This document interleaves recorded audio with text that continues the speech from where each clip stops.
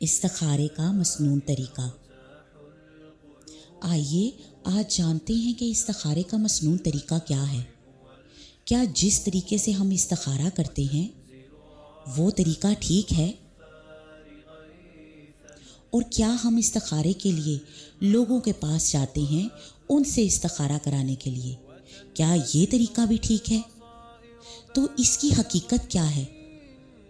آئیے آج ہم آپ کو استخارے کا مسنون طریقہ بتاتے ہیں۔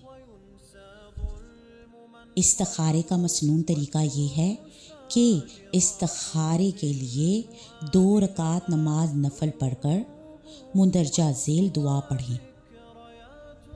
بسم اللہ الرحمن الرحیم، اللہم انی استخیرک بعلمک واستقدرک بقدرتک وأسألك من فضلك العظيم فإنك تقدر ولا أقدر وتعلم ولا أعلم وأنت علام الغيوب اللهم إن كنت تعلم أن هذا الأمر خير لي ديني ومعاشي وعاقبة أمري فاقدره لي ويسره لي ثم بارك لي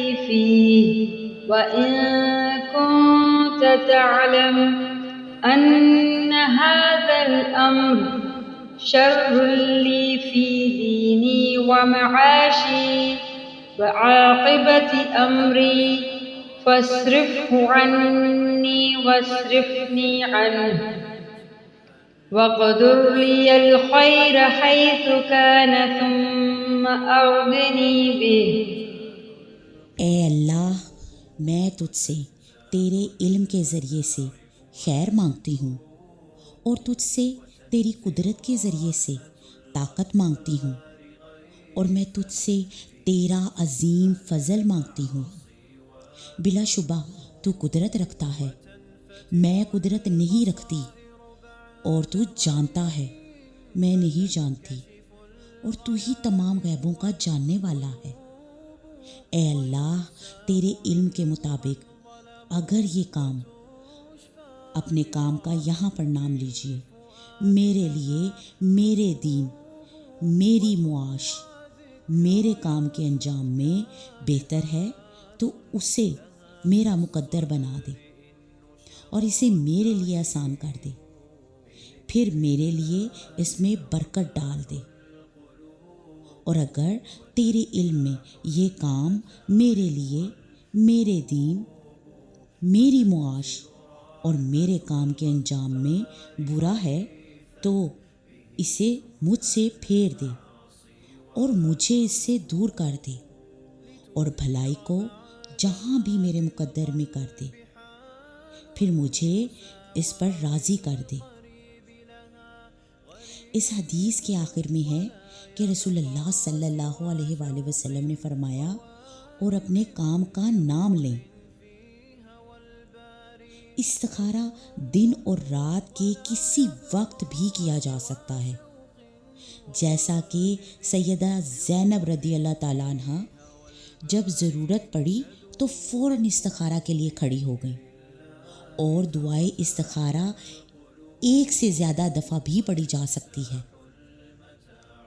استخارہ ضرورت مند آدمی کو خود کرنا چاہیے، کیونکہ رسول اللہ صلی اللہ علیہ وآلہ وسلم نے فرمایا، تم میں سے کوئی شخص جب کسی اہم کام کا ارادہ کرے تو وہ فرض کے علاوہ 2 رکعت پڑھے، پھر یہ استخارہ کی دعا پڑھے۔ اگر ایک کام کئی آدمیوں سے متعلق ہے تو وہ سب اس کے لیے استخارہ کر سکتے ہیں۔ مثال کے طور پہ جیسے کسی لڑکی کی منگنی کرنی ہے تو وہ لڑکی خود، اس کا ولی، اس کی ماں اور اس کا بھائی وغیرہ سب اس کام کے لیے استخارہ کر سکتے ہیں۔ استخارہ ایک کام کے لیے ایک سے زیادہ دفعہ بھی کیا جا سکتا ہے۔ استخارہ کے ساتھ ساتھ اصحاب الخیر سے مشورہ بھی کرتے رہنا چاہیے۔ ارشاد ربانی ہے، اپنے کام میں اپنے اصحاب سے بھی مشورہ کیجیے، پھر جب آپ پختہ عزم کر لیں تو اللہ پر بھروسہ کر کے کام کیجیے۔